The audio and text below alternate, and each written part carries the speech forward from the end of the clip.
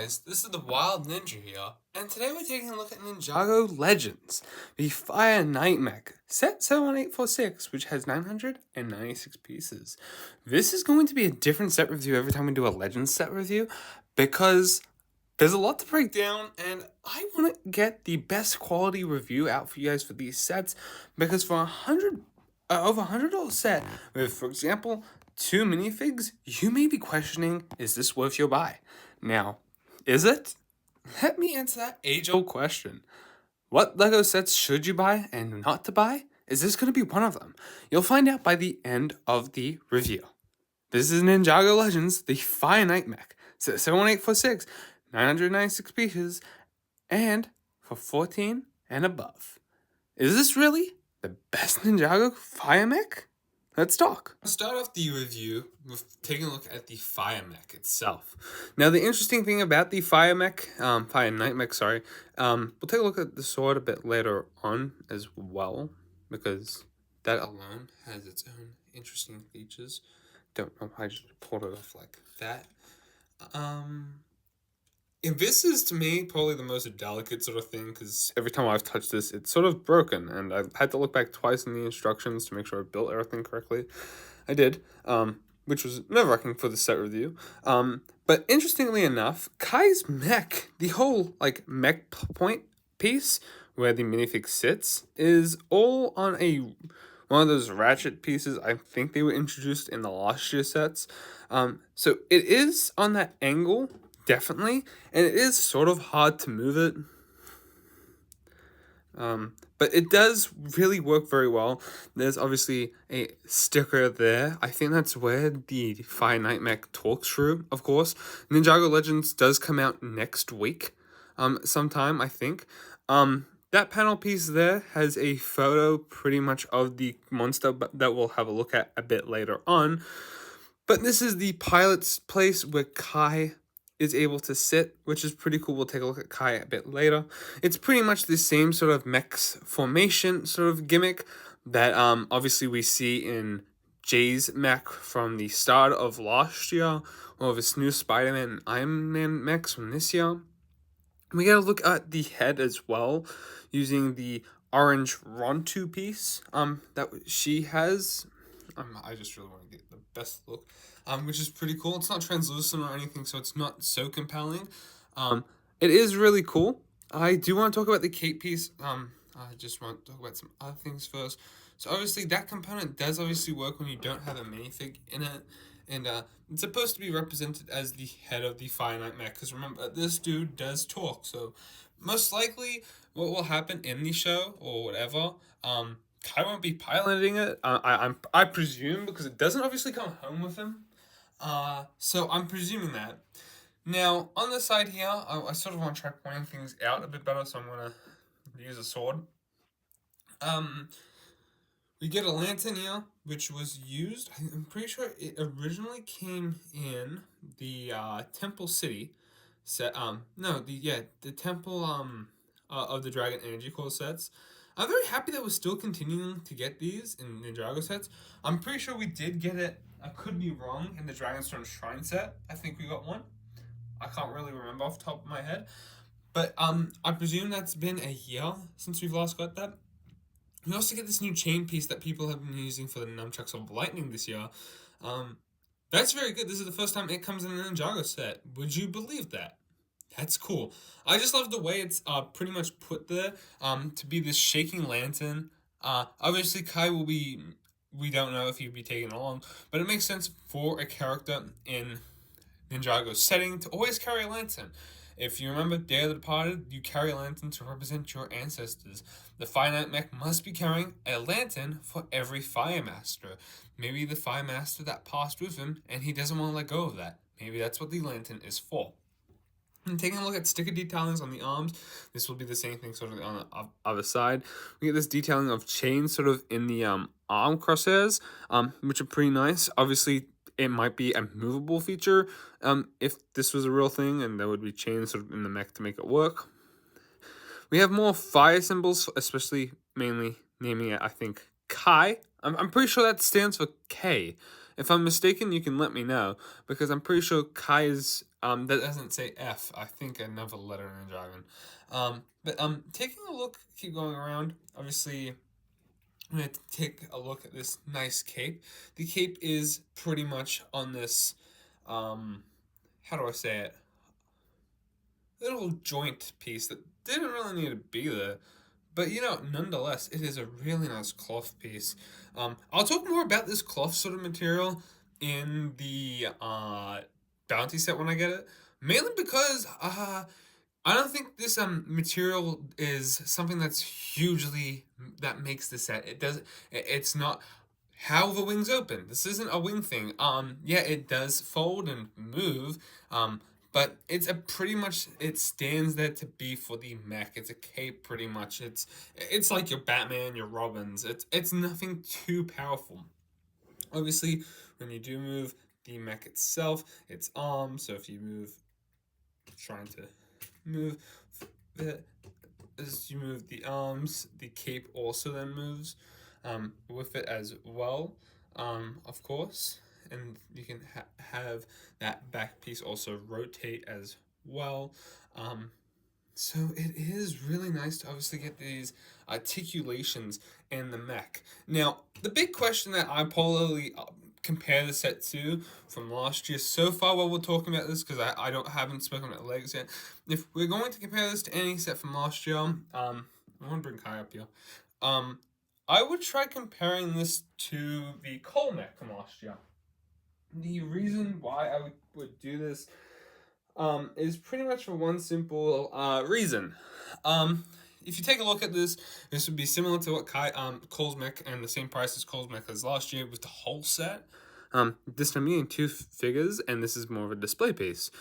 The mech comparing to the other mech, I think the build, I found this one a bit more fun and a bit more interesting compared to Cole's mech. I think there's just a bit more movable parts, a bit more reasoning, I would say, is the main draw factor.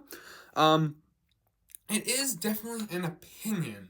Admittedly, my favorite mech has to be that mech so far in the show. Because if you think about it, that mech actually has a reason to be pretty cool, because it's Cole's mother's. It kind of articulates that she participated maybe in this little tournament once upon a time, and etc. So yeah, that's the only thing I would say. It depends on what you're comparing to. If you're comparing to what this character does in the show, we'll obviously have to wait and see. But yeah, I like it a lot. Now, other interesting things, the legs obviously do move and rotate. I think this is similar to the last year's the climber mech, where the legs move up and down. That is because you are able to pose this and put this on the mech, on the stand, I've struggled with that, but you may not struggle, because I'm the only one that usually struggles with big adult sets. Don't know why. But yeah, but quickly just looking at the mech, so it has a nice waist piece with a nice belt attachment. Of course, you have nice maroon parts, a nice leg piece. I like how the boots are done.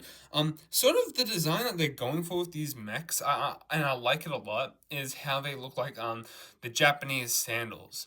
This does it, but in a more interesting way. I think Jay's one just shows at this end of this year. Jay's one just tries to push that out more. This doesn't. This just shows something different, but more mechy. And I like that feature. I like how it's not too much of it looks like sandals, but it's not fully sandals, pretty much. But I think that's pretty cool. There's a lot of interesting builds with the mech that I once may have never thought that LEGO could possibly do. That's just my opinion. Now, I've not built every Monkey Kid, every Ninjago mech set before, but most recent ones, I would say this is the most intelligent and most constructed sort of build. So if you're wanting something that's constructible and your kid is maybe 10, I would recommend this set. It is a display piece, so that's always a huge factor of the set. Now, his sword here is like, I'm gonna just be honest, this is something that I would see in an anime for Titans or whatever. I'll talk about the sword more later when I talk with Kai. I want to do something else with that. I want to compare it to its predecessor, but you're supposed to put it in there. It's pretty cool. It looks in my opinion, it doesn't have so much of a great understanding to what it's supposed to be. It's obviously supposed to be something that obviously stabs down and kills the creature in the throat. But when you look at it, it just looks like a normal sort of spear, like Nia has. Kai symbol. I love the attachments that are put here with the horn pieces. Love the lot how the sword that Kai has is placed there. I love the attention to a flame. I love that piece. I'm not sure if that's a Sonic piece or not. I'm not even showing the camera. I'm not sure if that's exactly a Sonic piece. But I am glad that LEGO has done something unique with a mech sword because, admittedly, last year's was nice for Cole's mech. It just wasn't interesting enough. And again, I placed the sword that way because I think those are how Kai symbols go. I could also be wrong. But yeah, I've spent like 10 minutes reviewing the mech. Let's take a look at the actual display stand.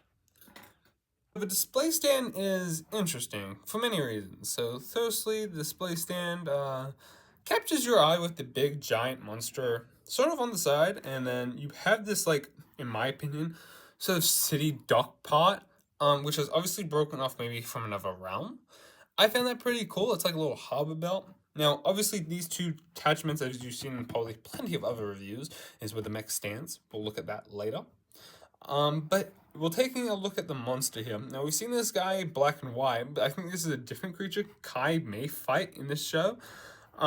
He's an interesting build with the two bottoms of the Earth Dragon mouthpiece. I like that a lot, that they can do that sort of stuff in different colors now.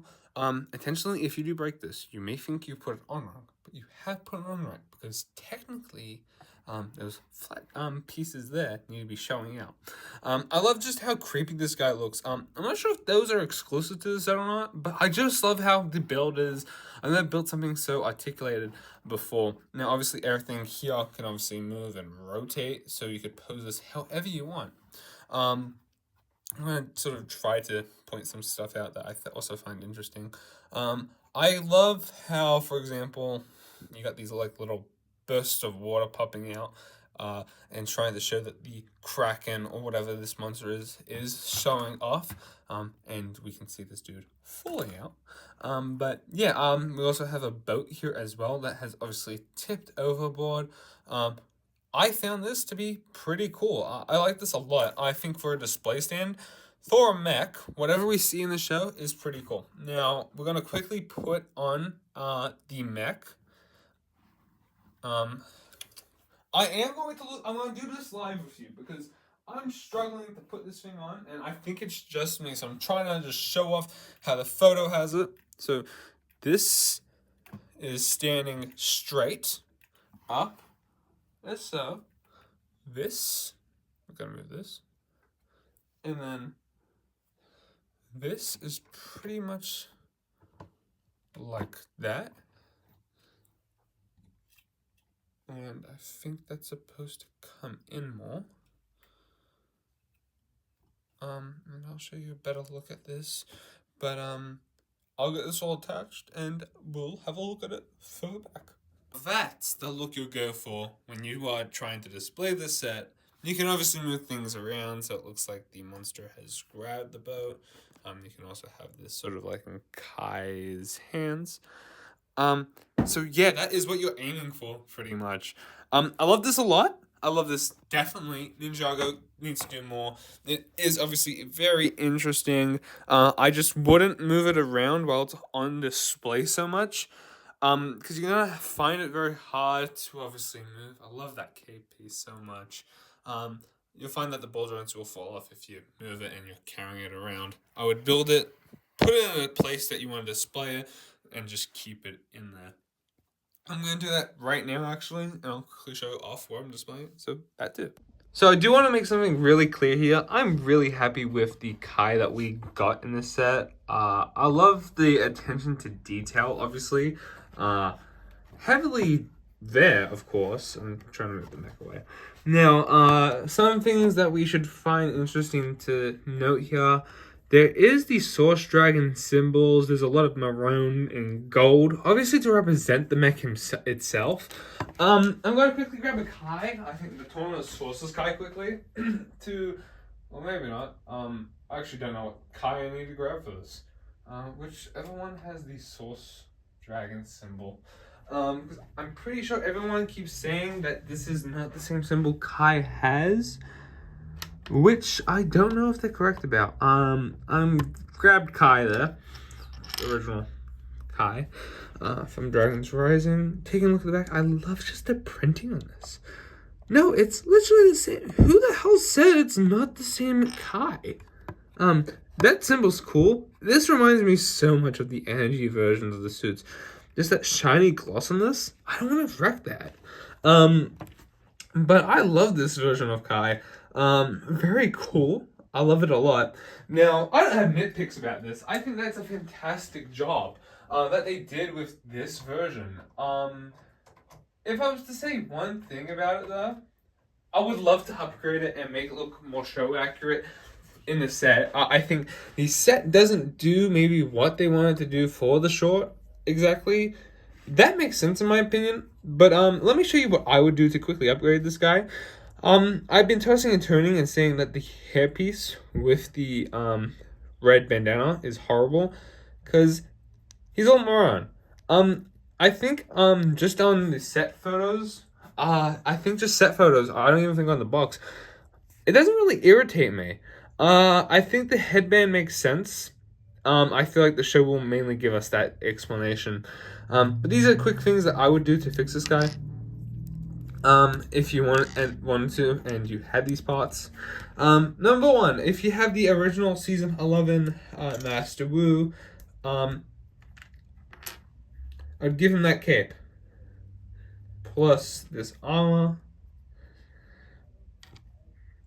Plus, I'll show you guys in 1 second.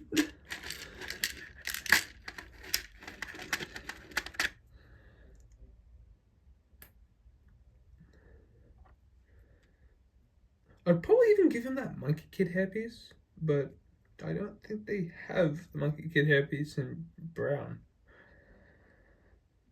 Because that's more the color I'm actually noticing. No, my Kai is not wrecked. It's probably just me. That's what I'll do to Kai. I think that works so much better for him. Cape and all, so you got the cape piece just clothing over him.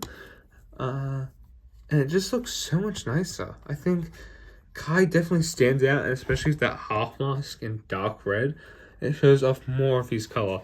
Now, he does obviously wear a half mask and does have a cape in the shorts, so we'll obviously have to wait and see. But let me know your thoughts about this custom. Let's talk about the weapon Kai has. Now, we're taking a look at the new sword piece. The reveal blade they're called in the main wave of sets. However, the reveal aspect on this one isn't obviously reveal. Now, I've spoken about this in my set reviews for so far. These have the symbol of Kai on it, which I find very interesting. Even in the show it does. So that fire dragon is supposed to maybe represent the fire dragon that was originally on majority of Kai sets and all that originally.